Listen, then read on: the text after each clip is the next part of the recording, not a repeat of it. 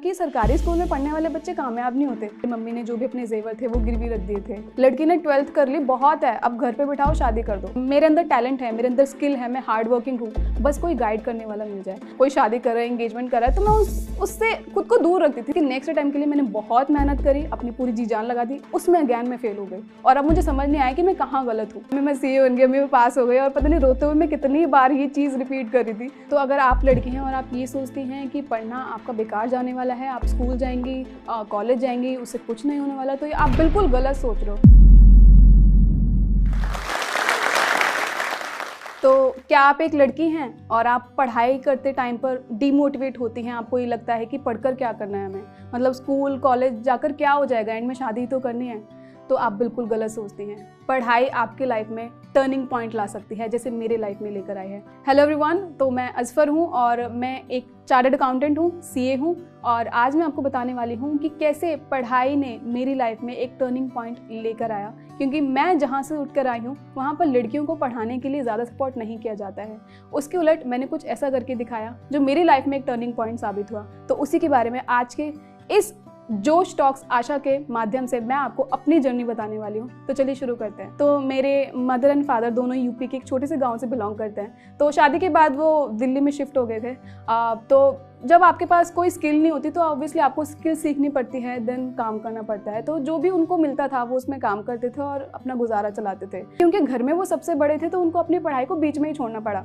तो आप कह सकते हैं कि वो चीज़ क्योंकि उनके थ्रू मेरे अंदर आई है तो मैं पढ़ाई में काफ़ी अच्छी हो गई था। मतलब बाकी जो लड़कियां मैं देखती थी वो पढ़ाई में इतनी अच्छी नहीं थी और ना ही पढ़ना चाहती थी, और वहीं उसके जस्ट अपोजिट मैं थी। मुझे पढ़ना इतना अच्छा लगता था। मैंने अपनी जो स्कूलिंग है वो सरकारी स्कूल से की थी, और बहुत सारे लोगों ने उस टाइम पे ये भी बोला कि सरकारी स्कूल में पढ़ने वाले बच्चे कामयाब नहीं होते। तो वो मैं कभी भी उस चीज़ को अपने अंदर डिमोटिवेशन नहीं लाने देती थी कि मैं सरकारी स्कूल से पढ़ी हूँ तो मैं आगे कुछ नहीं कर सकती हूँ। मेरे अंदर हमेशा से ये जज्बा था कि आपको पढ़ना होता है, चाहे कोई भी स्कूल हो। अगर आप पढ़ोगे तो ऑब्वियसली आप सक्सेसफुल हो ही जाओगे। एक्चुअली हमारे एक रिश्तेदार थे नहीं, मतलब अभी भी हैं, तो वो मेरी मम्मी के पास आकर बोलते थे कि क्या आप अपने बच्चों को सरकारी स्कूल में पढ़ा रहे हो, मतलब सरकारी स्कूल वाले बच्चे कहाँ सक्सेसफुल होते हैं। मुझे देखो, मैं तो अपने बच्चों को पब्लिक स्कूल में पढ़ाता हूँ, इंग्लिश मीडियम पढ़ाता हूँ, और सरकारी स्कूल वाले बच्चे कामयाब नहीं होते। तो मेरी मॉम तो ऐसा उनको कोई रिएक्शन देती नहीं थी, लेकिन हाँ उनके दिमाग में ये चीज़ ज़रूर चलती रहती थी कि सरकारी स्कूल और पब्लिक और प्राइवेट स्कूल में कोई फ़र्क नहीं है। मुझे पता है मेरी बेटी कैसे पढ़ती है, उसको पढ़ाई में कितना इंटरेस्ट है, तो वो उन लोगों की बातों पे ध्यान नहीं देती थी। और उनका और मेरा सेम ही है, मतलब हम बोलते नहीं हैं लोगों को, हम करके दिखाते हैं। तो मुझे पता था कि मुझको करके दिखाना है, मुझको अपने काम से अपने कर्म से उनको जवाब देना है। मैं उस टाइम पे ना उन्होंने कुछ बोला और ना मैं कुछ बोलती हूँ, हमें सिर्फ अपना काम करना होता है, वो जवाब उनको खुद ही मिल जाता है। मेरे जो पेरेंट्स थे वो पढ़ाई की तरफ से हमेशा सपोर्टिव रहे हैं, लेकिन सिर्फ वही सपोर्टिव थे। आसपास जितने भी लोग थे वो सब उनको यही बोलते थे कि क्या करो, मतलब लड़की ने 12th कर ली, बहुत है, अब घर पे बिठाओ, शादी कर दो। ये प्रेशर एक्चुअली मेरे ऊपर काफ़ी टाइम से, क्योंकि मैं घर में सबसे बड़ी हूँ और ऊपर से लड़की हूँ। लेकिन मुझे ऐसा लगता है कि उसकी भी एक एज होती है, मतलब जब होनी होगी हो जाएगी। इसकी वजह से ये नहीं कि आप अपनी पढ़ाई को स्टॉप कर दें और फिर उसी चीज़ में चले जाएं। देखो, शादी तो हर किसी की एक ना एक दिन होनी है, तो उसकी वजह से क्यों हम अपने गोल्स को या फिर ड्रीम्स देखना छोड़ दें। आई थिंक हमें ड्रीम्स देखने चाहिए, उसको पूरा करने की पूरी कोशिश भी करनी चाहिए। तो मैं अपनी 12th क्लास में थी और ऑब्वियसली हर किसी दिमाग में यही होता है कि इसके बाद क्या करना है। अब मेरे घर पे पढ़ाई का माहौल था नहीं, कोई पढ़ा लिखा था नहीं, तो मुझे गाइड करने वाला कोई नहीं था कि इस पर तू ये कर सकती है आगे जाके। तो जो भी कैरियर काउंसलर्स हमारे स्कूल में आते थे, मैं उनसे पूछती थी कि मैं क्या करूं। तो पहले तो वो मुझसे मेरे मार्क्स पूछते थे कि आपके मार्क्स कितने आते हैं, मैं उनको बताती थी, वो बोलते थे कि आप सीए कर लो। तो इतना पता चल चुका था कि कुछ होता है सीए, कुछ होता है, बट क्या होता है ये नहीं पता था। तो मैंने मार्च में अपने स्कूल के एग्जाम्स दिए थे। उसके बाद अप्रैल में मेरे फ्रेंड का मेरे पास कॉल आया, उसने बोला इस पर सीए करनी है, और मैंने बिना कुछ सोचे समझे उसको हाँ बोल दिया, क्योंकि हम दोनों बहुत क्लोज थे, हमेशा साथ रहते थे। तो मुझे लगा कि मेरी फ्रेंड जा रही तो मैं भी इसके साथ कर लूँगी। मुझे नहीं पता था एक्चुअली, मुझे सी की फुल फॉर्म भी नहीं पता थी, कितने साल का होता मुझे ये भी नहीं पता था। बस मैं उसके भरोसे कैसे भी करके इस कोर्स में आ गई। एक ऐसा टाइम आया था जब हमारी जो फैक्ट्री थी उस पर सील लगवा दी गई थी, क्योंकि हमारे आसपास जो लोग थे वो बहुत जलते थे, तो उनको था कि कैसे भी करके इनका काम खत्म करवा दे, बंद करवा दे। तो उस वक्त ऑब्वियसली कमाई तो हो नहीं रही थी, तो जितनी भी सेविंग्स थी उससे मेरी पढ़ाई चल रही थी। और सच बताऊं, उस वक्त मुझे ना पैसे मांगते हुए फ़ीस के लिए बहुत झिझक होती थी कि मुझे पता है कि हमारे घर में क्या सिचुएशन चल रही है, और ऐसे में उनको जाके बोलूँ कि मेरी कोचिंग के लिए मुझे फ़ीस चाहिए। तो काफ़ी टाइम उनसे बोलती नहीं थी और घर में ही बैठी रहती थी और सोचती रहती थी कि मैं कैसे उनसे बात करूँ। उस वक्त जो भी हमारा खर्चा था वो सिर्फ सेविंग से ही चल रहा था।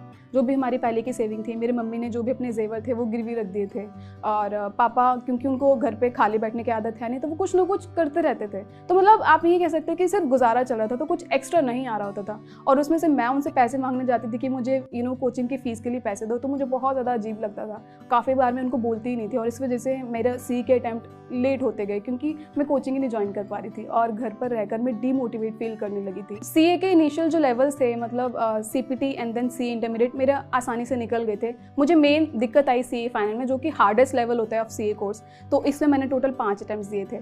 अब काफ़ी लोग ये सोचने लग जाएंगे कि आपने बहुत सारे अटैम्प्ट दिए, मतलब आप पढ़ाई में अच्छे नहीं होगे। तो जब भी मैंने जो भी अटैम्प्ट दिया है, मैंने अपनी तरफ से पूरी कोशिश करी है। लेकिन हाँ, मैं ये कह सकती हूँ कि जो फर्स्ट अटैम्प्ट था ना मेरा, उस वक्त मैं बहुत ज़्यादा सीरियस नहीं थी। मतलब मैं पढ़ाई करी थी, पूरी करी थी, बट उतनी ज़्यादा सीरियसनेस मेरे अंदर नहीं आई थी। तो जैसे ही रिजल्ट आया, मुझे पता था कि मैं फेल होने वाली, and I was prepared for that. लेकिन हाँ, उसके नेक्स्ट अटैम्प्ट के लिए मैंने बहुत मेहनत करी, अपनी पूरी जी जान लगा दी। उसमें अगेन मैं फेल हो गई, और अब मुझे समझ नहीं आया कि मैं कहाँ गलत हूँ। तो मेरे अंदर एक चीज़ रही है कि मैं कभी भी रोई नहीं हूँ जब भी मैं फेल हुई हूँ। इंस्टेड मैं हमेशा रोई हूँ जब मैं पास हुई हूँ। तो जब सेकंड टाइम में आकर मैं फेल हुई ना, उसके बाद मैंने खुद को एनालाइज करा कि मैं कहाँ पर गलत कर रही हूँ, क्या चीज़ मुझे ठीक करनी है। मैंने उन चीज़ों पर फोकस करा, और मैंने अपनी वीकनेस को अपनी स्ट्रेंथ बनाने का ट्राई किया, और जिसकी वजह से मुझे पता चल गया कि यहाँ पर मैं गलत हूँ, इस पर तो ये ठीक कर लेगी ना तो तू पास हो जाएगी। जब मैं सीए फाइनल में लगातार फेल हो रही थी, ऑब्वियसली उस वक्त मेरी एक एज ऐसी आ चुकी थी जहाँ मेरे बराबर की लड़कियों की शादी हो रही थी, और मुझ पर भी प्रेशर आने लगा था कि मैं भी सेटल हो जाऊँ जल्दी। बट मुझे सीए करनी थी, तो मुझे थोड़ा सा बनाना पड़ा, थोड़ा सा उन चीज़ों को साइड रखना पड़ा। क्योंकि एक होता है ना कि आजकल इंडियन सोसाइटी में अगर आपके एक बार शादी हो जाती है, उसके बाद फिर आपकी लाइफ खत्म हो जाती है। तो मुझे ये था कि कोई नहीं, देर सवेर हो जाएगी, बट एटलीस्ट अभी मैं अपने करियर पे फोकस करूँ। तो वो जो भी थॉट्स थे ना नेगेटिव, मैं उसको साइड में रख देती थी, मैं बात ही नहीं करती थी उसके बारे में। और उस वक्त मैंने सोशल मीडिया देखना भी बंद कर दिया था, क्योंकि आए दिन सोशल मीडिया पर लोग कुछ ना कुछ पोस्ट करते रहते हैं। कोई घूमने जा रहा है, कोई शादी कर रहा है, एंगेजमेंट कर रहा है, तो मैं उससे खुद को दूर रखती थी। मुझे था कि अभी मेरा जो टाइम है वो सिर्फ पढ़ने का है, तो मैं सिर्फ पढ़ाई पर फोकस करूँ।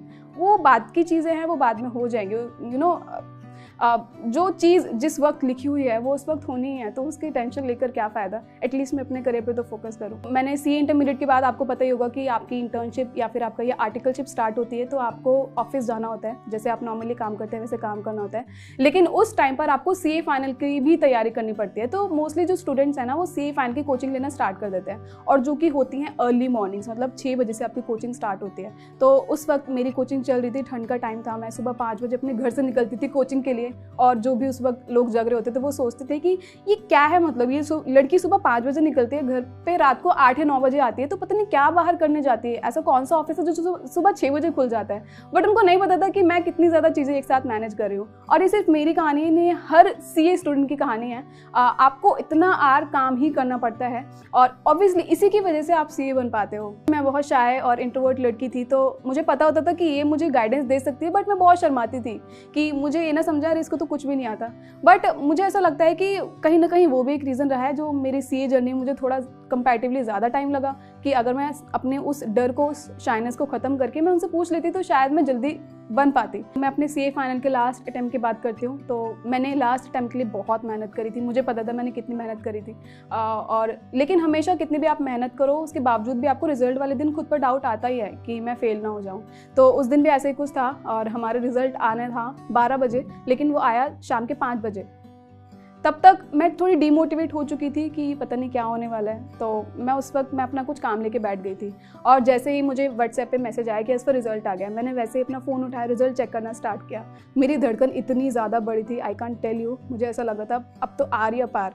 और जैसे ही मैंने वो विंडो ओपन हुई ना, पहले तो मैंने अपनी आंखें बंद करी और मैंने कुछ पढ़ना शुरू करा। उसके बाद जैसे मैंने रिजल्ट देखा ना, मैंने मार्क्स नहीं देखे, मैंने सीधा नीचे देखा पास या fail, and I was passed. और मैं इतनी ज़्यादा एक्साइटेड हो गई, मैंने अम्मी को आवाज़ देना शुरू करी। अम्मी किचन में काम करी थी, वो भागते हुए आई कि अचानक से इसको क्या हो गया। एक्चुअली मैंने उनको बताया नहीं था कि मेरा रिजल्ट आने वाला है, मैं कभी नहीं बताती हूँ जब मेरा रिजल्ट आता है। तो मैंने उनको बताया मैं सीए बन गई, अम्मी मैं पास हो गई। और पता नहीं रोते हुए मैं कितनी बार ये चीज़ रिपीट कर रही थी। उन्होंने मुझे गले लगाया, मुझे शाबाशी दी। उसके बाद उन्होंने बाकी रिलेटिव्स को बताया। सबसे पहले ऑब्वियसली उन्होंने मेरे पापा को कॉल किया कि एज़ पर सीए बन गया। उसके बाद बाकी रिलेटिव्स को बताया कि एज़ पर सीए बन गई, मिठाई मंगाई गई। तो बहुत अच्छा माहौल था उस वक्त, सेलिब्रेशन का माहौल था। और उस वक्त मैं बहुत ज़्यादा रो रही थी। जैसे मैंने बताया आपको, मैं फेल होने पे कभी नहीं रोती हूँ। जब भी मैं पास हुई हूँ तब मैं हमेशा रोई हूँ, क्योंकि मुझे पता होता है कि आप मेरी मेहनत जो है वो वसूल हो चुकी है। कि मेरे पेरेंट्स का भी सपना था कि वो आगे जाके पढ़ाई करें, बट कम उम्र में उनको इतनी ज़्यादा रिस्पॉन्सिबिलिटीज़ मिल चुकी थी कि वो पढ़ाई कंटिन्यू नहीं कर पाए। तो उनका सपना सपना ही रह गया। तो मेरे अंदर ये भी था कि मुझे उनका भी सपना पूरा करना है। तो जब मेरी मम्मी को पता चला कि मैं सीए बनी हूँ, तो वो ऑब्वियसली बहुत ज़्यादा खुश हो गई। और मैं आपको बताऊँ, अब हमारी जो भी फैमिली है, रिलेटिव्स हैं, उसमें I was the first CA. तो इस चीज़ में मुझे बहुत ज़्यादा प्राउड फील होता है। और मेरी मम्मी इस चीज़ में बहुत ज़्यादा प्राउड फील करती हैं। और वो मुझे दिखाती नहीं है, पता नहीं उनका बचपन से ही ऐसा है, वो कभी मुझको रिवॉर्ड नहीं देती, ना मुझे दिखाती हैं। बट मुझे पता है कि वो पीछे मेरे बहुत मेरी तारीफ़ करती हैं, जो मुझे कैसे ही पता चली जाता है। तो आप देख सकते हैं कि आज मैं एक सीए हूँ, लेकिन कुछ साल पहले जब मैं असफर को देखती हूँ तो वो बहुत ज़्यादा कन्फ्यूज़ थी। उसके पास कोई गाइडेंस नहीं थी। वो बस यही सोचती रहती थी कि असफर तुझे क्या करना है अपनी लाइफ में। लेकिन इतने सालों बाद मैं अब खुद को देखती हूँ, मैं एक सीए बन चुकी हूँ, मैं सक्सेसफुल भी हूँ, क्योंकि उस वक्त मैंने स्टेप लिया, मैं रुकी नहीं वहाँ पर। मुझे पता था कि ये जो जर्नी है मुझे मेरी सक्सेस तक लेकर जाने वाली है, इसलिए मैंने स्टेप लिया। तो गाइडेंस के लिए अगर मैं बैठी रहती तो फिर मैं यहाँ तक नहीं पहुँचती, इस मंच पर आप मुझे नहीं देख पाते। तो अगर आप लड़की हैं और आप ये सोचती हैं कि पढ़ना आपका बेकार जाने वाला है, आप स्कूल जाएंगी, कॉलेज जाएंगी, उससे कुछ नहीं होने वाला, तो ये आप बिल्कुल गलत सोच रहे हो। आपके अराउंड इतने सारे एग्जाम्पल्स हैं, इतने सारे इंस्पिरेशन हैं, आप उनसे इंस्पिरेशन लो, पढ़ो, क्योंकि वो कभी भी ज़ाया नहीं जाने वाली। आपकी लाइफ के किसी भी पॉइंट पर वो काम आ सकती है, आपको पता भी नहीं चलेगा। तो ये सोचना कि जस्ट बिकॉज हमें घर संभालना है तो पढ़ने का कोई फ़ायदा नहीं है, इट्स टोटली रॉन्ग। आप पहले खुद पर ध्यान दो। जब आप दूसरों के लिए इंस्पिरेशन बनेंगे तो ऑब्वियसली आपके आने वाली जनरेशन भी आपकी मिसालें देगी। तो आपको पहले खुद पर ट्राई करना चाहिए, पढ़ो, उसके बाद सोचो देन क्या करना है, वो बाद की बात होती है। बट स्टिल आपको इस वक्त अगर आप पढ़ाई के फेज़ में, तो मैं आपको यही बोलूँगी कि प्लीज़ पढ़िए, अपने बच्चों को भी पढ़ाइए, वो आपका भविष्य बहुत ज़्यादा बेहतर बनाने वाला है। जब आप पढ़ने लग जाते हो ना, तो आप अलग अलग कम्युनिटी के लोगों से मिलते हो, आप क्लासेस जाते हो, आप ऑफिस जाते हो, बहुत सारे कम्युनिटी के लोग से आपका इंटरेक्शन होता है, तो आपका माइंड भी खुलता है। मतलब अगर हम पढ़ते नहीं, सिर्फ हम एक ही सोसाइटी में, एक ही कम्युनिटी में रहते हैं ना, तो हमें अलग अलग कम्युनिटीज़ के रिगार्डिंग ना बहुत सारे मिसकंसेप्शंस होते हैं, है ना। तो जब आप पढ़ते हो ना तो आपका माइंड खुलता है, मतलब आप थोड़ा सा ब्रॉडर माइंड के होते हो और आप चीज़ों को अलग अलग पर्सपेक्टिव से देखना शुरू करते हो, आपका नज़रिया चेंज हो जाता है, जो कि मुझे लगता है बहुत इंपॉर्टेंट है। आपके आने वाले जनरेशन्स के लिए तो हेल्पफुल रहेगा ही ना। तो आपको हमेशा पढ़ाई पर फोकस करना चाहिए। ऐसा नहीं है कि आप रैंकर ही होगे, आप फर्स्ट सेकंड थर्ड आते होगे तभी वो आपके लिए हेल्पफुल होगा, ऐसा बिल्कुल भी नहीं है। जस्ट स्टडी, और ये आपकी लाइफ में हमेशा काम आने वाला है। कभी भी आगे जाकर आपको ये फील नहीं होगा कि मैंने इतना क्यों पढ़ लिया, हमेशा वो आपके लाइफ में कोई ना कोई वैल्यू एडिशन करने वाला है। मुझे कोई गाइडेंस नहीं मिलती थी कि कोई मुझे बैठकर समझाए कि इस पर तुम ये कर सकते हो या फिर तुम ये कर सकते हो, तो मुझे उसकी वजह से इनिशियली बहुत ज़्यादा दिक्कत हुई। सीए में भी मैं इसी तरीके से आई, क्योंकि मेरे पास गाइडेंस नहीं थी, तो जो मेरे फ्रेंड ने बोला मैं उसको फॉलो करना शुरू कर चुकी थी। मुझे इतना पता था कि मेरे अंदर टैलेंट है, मेरे अंदर स्किल है, मैं हार्ड वर्किंग हूँ, बस कोई गाइड करने वाला मिल जाए। बस मुझे ये था कि मैं इसकी वजह से, जस्ट बिकॉज मेरे पास गाइडेंस नहीं है, मैं रुकने वाली तो नहीं हूँ, एटलीस्ट मुझे स्टार्ट करना है। अब ये जर्नी मुझे कहाँ तक लेकर जाएगी, वो ऑब्वियसली जो भी होगी वो मेरे लिए अच्छी रहने वाली है, लेकिन एटलीस्ट मैं स्टार्ट तो करूँ। क्योंकि बहुत सारी जो लड़कियां हैं ना, वो स्टार्ट ही नहीं करती हैं, वो वहीं पर रुक जाती हैं। उनको लगता है कि गाइडेंस के लिए कोई है नहीं, तो फिर आगे जाकर पता नहीं कहाँ पहुँचे। लेकिन आपको एक स्टेप लेना होता है, उसके बाद चीज़ें खुद ना खुद होना शुरू हो जाती हैं और वो आपको आपकी मंजिल तक ज़रूर पहुँचा के रखते हैं। So take that step.